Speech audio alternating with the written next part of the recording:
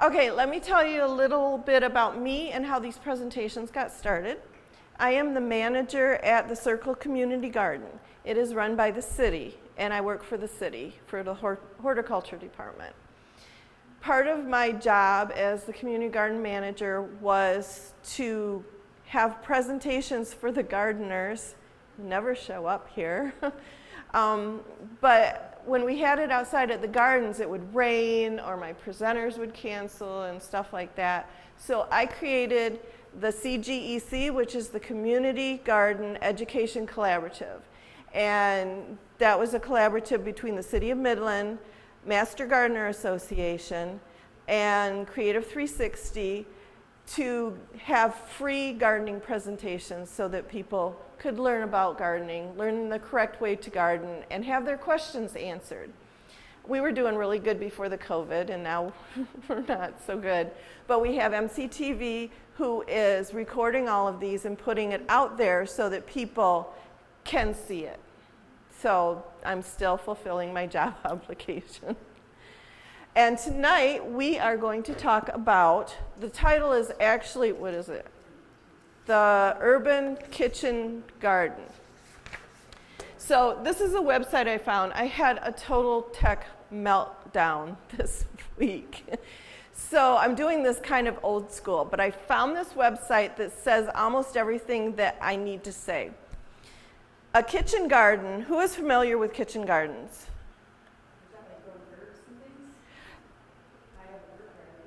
Right, so, yes.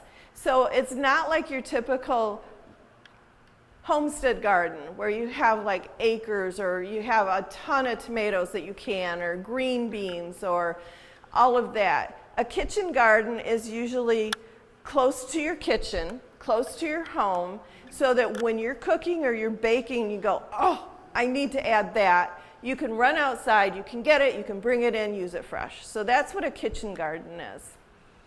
And it's also, in French, they call it a potager garden. So you'll see different names for it, but basically that's what it is. And it usually has easy things like herbs, different herbs, so you can just run out and, you know how you want seasonings? Fresh herbs are so much better than the dried. So if you can do that, you want to have the fresh herbs. Carrots, radishes, things that grow in small spaces. Lettuces for salads, spinaches, any leafy greens, kale, things that you would just normally use fresh. And so the urban kitchen garden, a lot of people don't have a house. They don't have ground to plant in. So the urban kitchen garden kind of centers around what you can do with the space that you have. So can I ask you why you came tonight? What kind of space do you have to grow things in? We have a garden that's probably the size of all total with my herb garden, and it's in a well-shaped thing, and it's probably a little bit smaller than you're standing at. Okay. All right. So that's a pretty big space. Maybe half. Okay. A lot of people may have a deck, a patio. They might just have a balcony. They might just have a windowsill. And so we're going to go over some of the things that you can do with that and how you need to evaluate the space that you have and evaluate what you can grow in it. So I'm just going to run through my notes and then we'll start going through this and you'll see a lot of repetition. So let's see. Oh, I didn't turn this on. Did I turn this on? It's on. Oh, okay. Yep, you're good. So each kitchen or potager garden is as different as the household that it supplies. So you have to decide what you want. What is your favorite food? What is your favorite food? Hot dogs. Well, let's see. What would you have with hot dogs that you could grow? An onion. Tomatoes. So you could grow green onions or onions. You could grow tomatoes. Neither one of those take very much room. You could have a pot of potatoes and grow your potatoes. And you can get some fresh potatoes and make your French fries or baked potato chips or something like that. And that would be something that you would grow in your potager garden. So let's see. So herbs, veggies, chives, parsley, carrots, lettuce, spinach, microgreens is very easy to grow, and that could be considered a kitchen garden. That would actually be in your kitchen on your windowsill if you have the right exposure. So you might have a rooftop, a balcony, patio, deck, or porch. Do you have critters? You have to evaluate if you have chipmunks or squirrels, if you have skunks, rabbits, raccoons. If it's on a balcony, cats. Some cats might get into your garden, and so you have to take the correct steps to eliminate that. Cover it with netting or wire cages or something to protect what you're growing. So let's see. I'm going to save all of that for later. I'm going to come down here since they didn't give me a remote to scroll. Can everyone see kind of more or less? Let me do this. So read along with me. You could be surprised at how easy it is to grow food in a small space. Many vegetables only need a gallon container or less to produce a prolific harvest. And if you have enough space for large pots or small pots, you'll be on your way. So they show a bunch of herbs and some lettuces.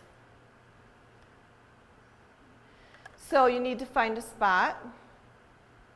Front steps, even if you don't have a patio or a big porch, you could put pots on your steps. Decks and balconies, rooftops, window boxes outside your windows. So you need to find out how much sunlight is where you want to plant. And that will decide what you can grow there. So just observe it for a few days and see what's there. Most vegetables require full sun. Full sun is more than 6 hours of sun. And that's not dappled sun, like if you've got a few little sunny spots. That's full sun. And that's vegetables that actually grow fruit. So tomatoes, cucumbers, green beans, anything that has to set a blossom and then grow a fruit. That always takes longer. Now, if you're talking spinach or lettuce, all it has to do is put a leaf up and you can pick it and eat it. So that's a lot quicker and it doesn't take as much sun.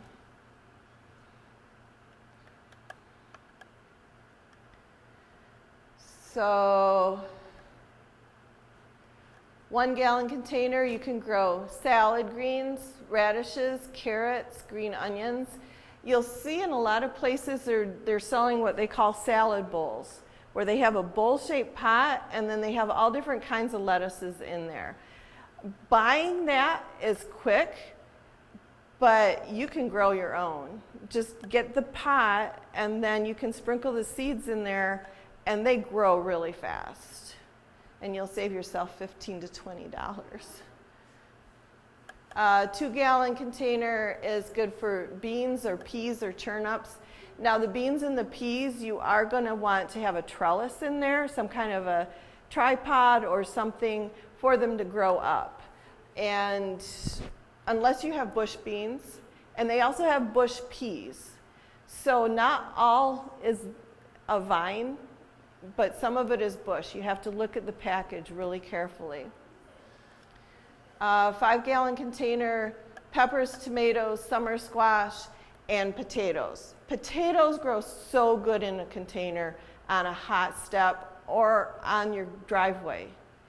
If you have a black container and you put the little seed potatoes in there, or just get an organic potato from the supermarket, put it in there, and you have to put it down at the bottom, and then you'll keep adding soil up to the top of the container as your potato grows. And don't worry about covering the leaves, but as you add it, at each root nodule on the stem, it'll send out another runner and grow another potato all the way up. So potatoes are really good. Yes?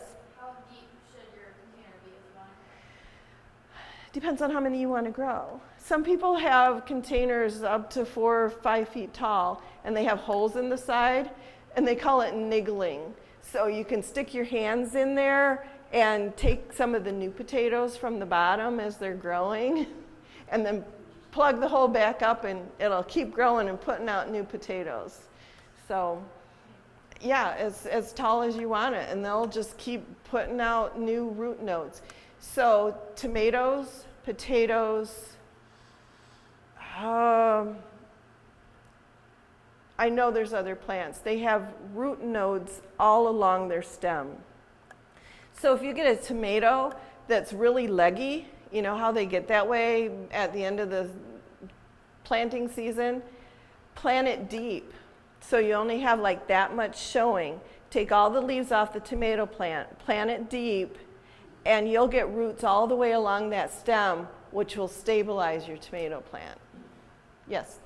How long does it take to grow potatoes or have potatoes? So your potatoes will put out really full bushes, and then they'll flower, and then the flowers will die. And then, depending on the weather, your potato plants themselves will start to die back. So if you want to wait until the very end, and it's someplace that you can do it, you wait until the potato plants are dead. And then you harvest the potatoes. Because what's happening is all of that energy and food that's in the plant is siphoning back down like bulbs, back down into the potatoes and making the potatoes bigger. So, I mean, you could do it right away, but you're just going to get little teeny tiny new potatoes, which is good too.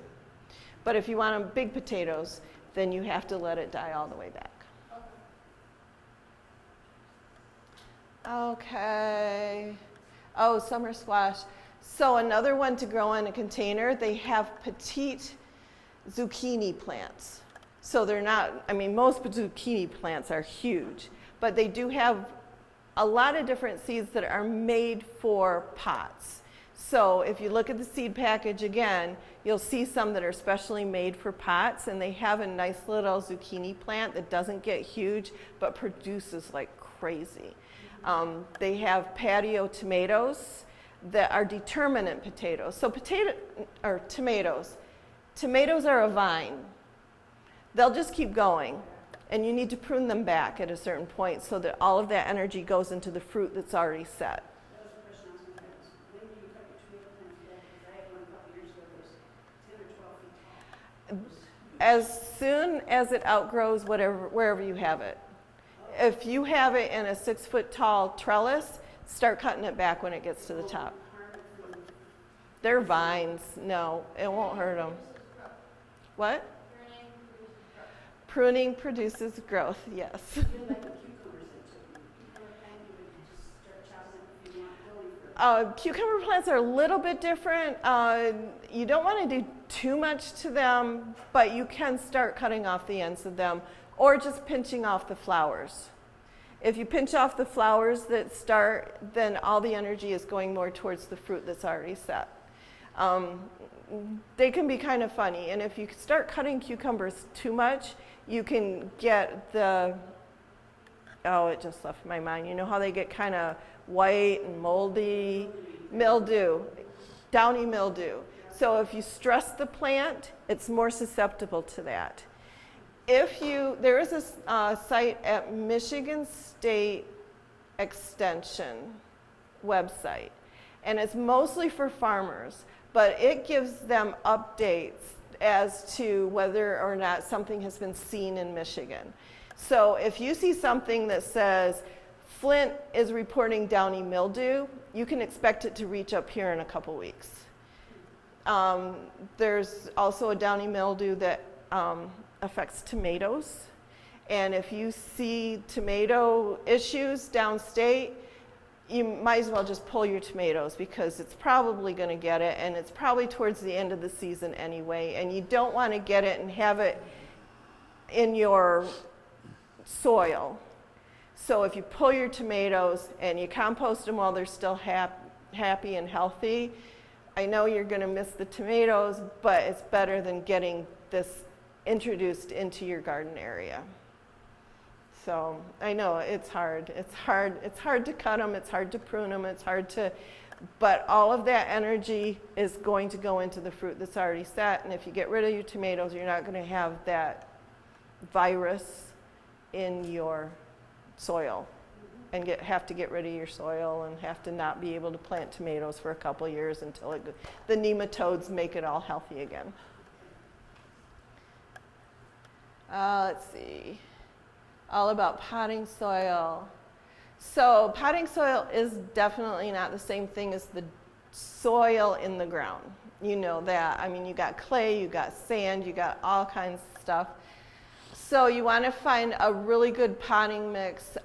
Lightweight is probably good, especially if you're going to be moving your pots. Some people put their pots on a wagon because they don't have 6 hours, and they kind of move them around to catch the sun. Of course, they're probably not working, and they have nothing else to do with their lives. But anyway, so find a really good soil.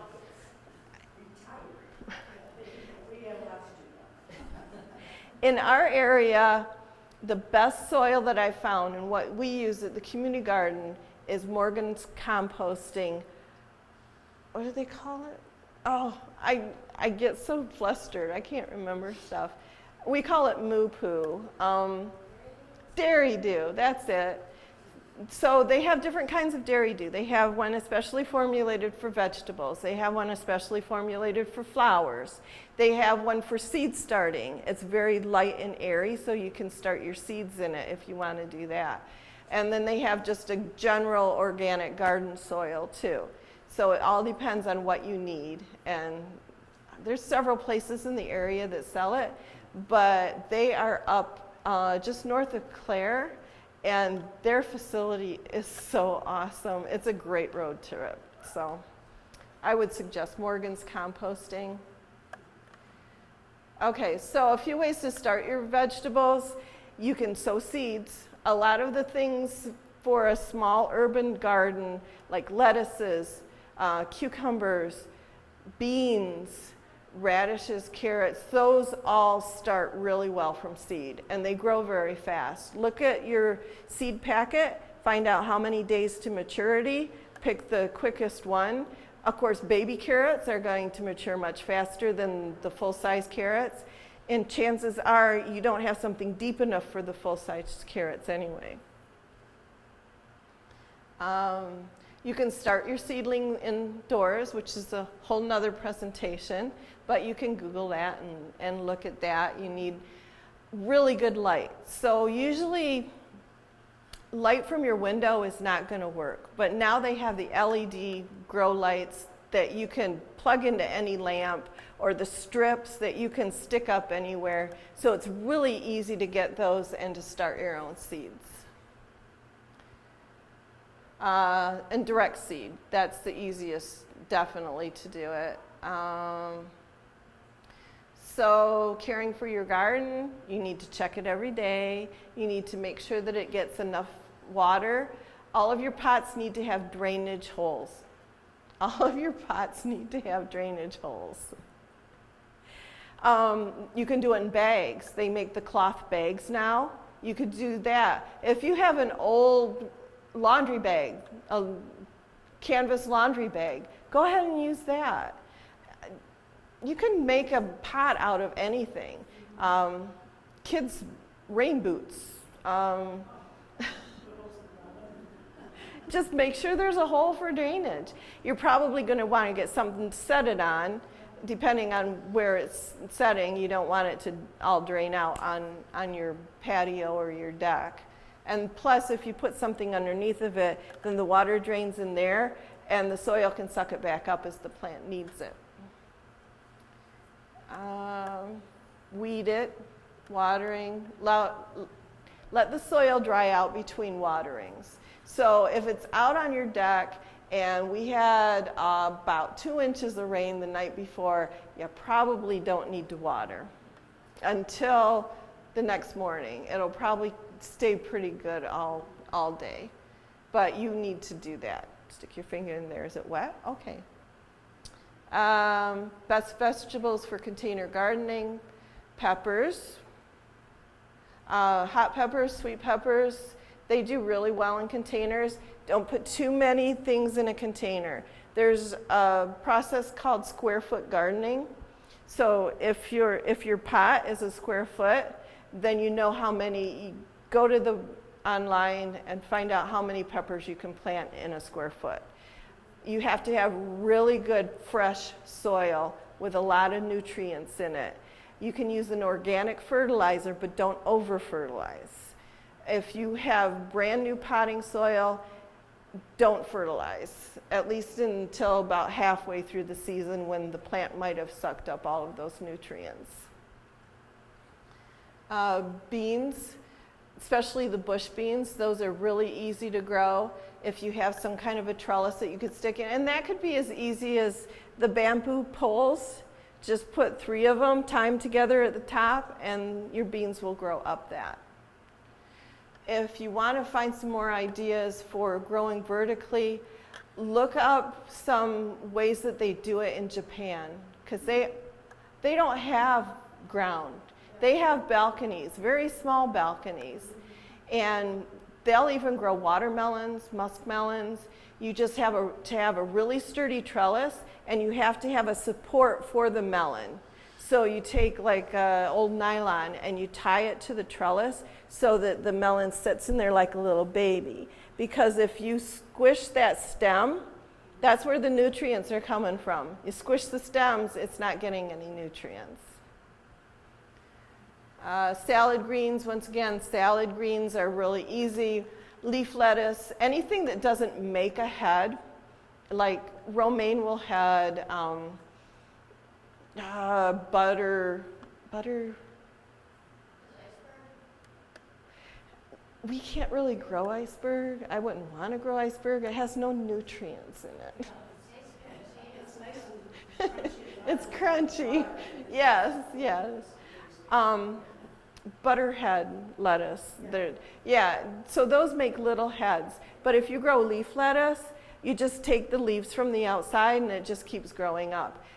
If it has too much sun and too much heat, it will bolt. And that means put up a flower stem. Once it does that, eat the flowers and then pull it and eat the, oh yeah, eat the flowers. Yes, yes. Broccoli too. Once you cut off the big broccoli, you'll get little brocklets. And if, say you go on vacation for a week and you come back and all those little brocklets have bolted and flowered, eat the flowers. And you can eat the leaves of broccoli too. It's all a cole crop and it's all edible. It's really good. Tomatoes, right here they say the smaller varieties such as Tiny Tim, I believe that is a determinant. So the vines of tomatoes are indeterminate. And a lot of your heirlooms are that, most of your heirlooms, which is tomatoes that have been passed over generations, you know.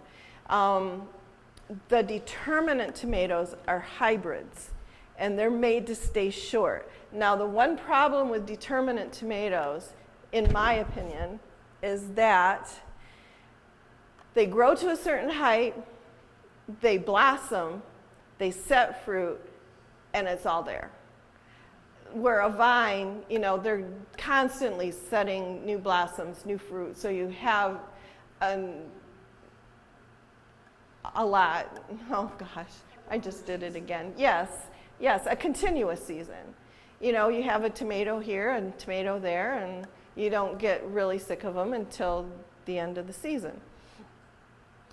But the determinants all at once. Summer squash, which is basically the same as the zucchini. There are some other squash varieties, some small ones that are very easy to grow. And if you look, Baker Creek, look at their website. Get one of their catalogs. Their catalogs are so good because Baker Creek, they have stories in there about the different types and all the different varieties that they have, all of the heirlooms that they have, where they came from, and tells you so much about the different individual vegetables. Root vegetables, they're radishes, turnips, carrots. You can grow those, and it's a lot easier than in the soil, because if the carrot's going down and it hits a clump of clay, yeah, that's when they do funny things. Yeah. So if you have a nice container with good soil, you'll have nice straight carrots. And green onions, they're pretty easy too. They're as easy as chives. So chives and green onions, those are all allium family, and they're very easy and quick to grow. And chives are. Yes, definitely. Yeah. So I think that's it. Yep. That's it. And let me see back at my notes, see if I had anything else to add to this. Okay, so assess your growing space. You need to see sunlight, space, wind. Take into advantage wind, because if you have a lot of wind, you probably don't want to grow something tall on a trellis. If you are in a wind tunnel, if your balcony is in a wind tunnel and it's just going to blow everything over, you want to keep everything short. And choose your pots, and that will depend on your balcony or your windowsill, if you want to grow vertically on a trellis. And what to grow is your favorite food again. If you don't like eggplant, don't grow eggplant. So it might look good, but if you're not going to eat it, then don't bother growing it. Okra. Okra is a beautiful plant. It's got beautiful flowers. It's related to hibiscus, and the flowers are absolutely gorgeous. But once again, if you don't like okra, don't grow it. Broad beans, beautiful flower, absolutely beautiful flower. But if you don't want to eat broad beans, don't grow it. Lima beans, those are really easy to grow. Don't eat them raw. They have to be cooked, as with broad beans. They have a toxin in them, and so you can't eat them raw, a lot of them, or you will not feel well at all. Yes, edamame, that's a fairly small plant. If that's what you want, then go ahead and try that. You know, it's not rocket science. It just takes a little bit of common sense. And if you want to try something, go ahead. I'm not going to say it can't be done, because it probably can be. Sweet potatoes, if you want to grow sweet potatoes, just be aware that sweet potatoes will go anywhere they want to. And just like the sweet potato vines. So the annual sweet potato vines, they will get potatoes on them. And they might be edible. They probably won't look like the sweet potatoes that you get at the store, because they're not made to do that. They're made for their leaves and their flowers. They're not made for produce production. But we have taken up sweet potatoes downtown before and found huge potatoes on the end of them. So it's possible. To grow, soil needs, don't put too many plants, look up square foot gardening. You might think you have this big plant and you have this little teeny or big pot, little tiny tomato plant. Still, don't put too many in one, because they need all the nutrients in that soil to keep growing. If you put too many plants in there, they're competing for the nutrients. And so they won't grow as big as they would have if they were alone in the pot. But you could add, say, if you're growing a tomato plant, put some onions around it, or put marigolds around it. Put the tomato and a pepper in the same plot. And those won't necessarily all eat the same nutrients. There are charts called companion planting charts. Certain plants give off certain chemicals, And some plants don't play well together because they give off chemicals that will hurt the other plant, or they're all want the same nutrients out of the soil. So the companion planting will help you decide what you can plant next to each other. You got to decide if you're going to go seeds or starts, if you're going to go out to Lowe's and buy something. Just be aware that when you go to some of the big box stores, some places will put growth inhibitors on their plants that aren't supposed to last very long, but just last long enough so that they don't have everything growing out of control before they get sold. I have bought things that have stayed the same size, so I know that they have growth inhibitors on them. If you go to some place out in the country or a good quality nursery, they will not do that, and so your plants will actually grow. So just be careful where you get them. Let's see, water, fertilize, and weed, and then enjoy. So are there any questions that anybody has? Yes? Mildew, downy mildew. I have an oregano plant in the third that gets that every year. And once it gets that, I don't use it, I just cut it back. And it comes up with new growth and new growth. Yes. I don't know what that's like. I don't either. I've never had oregano get a downy mildew on it. What is the location you have it at? It gets morning sun and afternoon sun. Does it get a lot of water? Probably too much. Okay. Sprinklers on every day, it seems like, and yeah, it's way too much water. Oregano is from the Mediterranean, and they're very dry. Yes, so I would try moving it. If it comes back okay, then just know you have to cut it back. And you do want, with oregano or any herbs, once again, pruning promotes growth. So any herb that you have, even if you're not going to use it, you still need to prune it back every once in a while. Yes? With tomatoes, where would be the best place to keep them? Like, in full sun or full sun? Yes, tomatoes and anything that sets a fruit like that needs to have probably at least 8 hours of sun. Okay, and then along with the basil too. Is that Basil is really finicky. They like to dry out, but they don't like to be too dry. Okay. Don't let your basil wilt, but don't keep it in water. It doesn't like too much sun, but then some do. It depends on the type of basil that you have. Okay. Some people have a real knack for growing basil. I don't. My basil dies a lot. That's how my mom is, but every year she gets a new one and thinks she can do the same thing and it just dies. Yeah. Just keep moving it around. It likes airflow. And then Yeah. how often would you recommend the water? Just When it's dry, before it starts to wilt.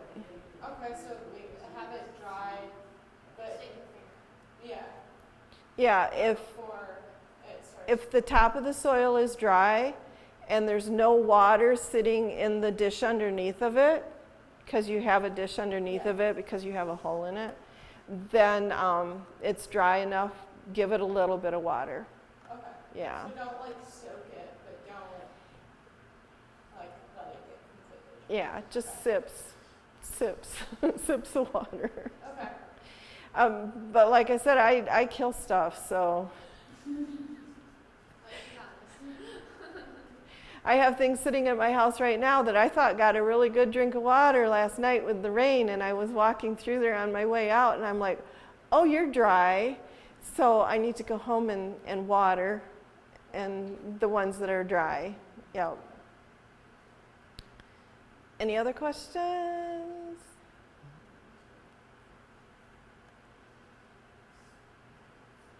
Can't think of anything? We answered them all. I doubt that. Okay, well, thanks for coming, and I hope you learned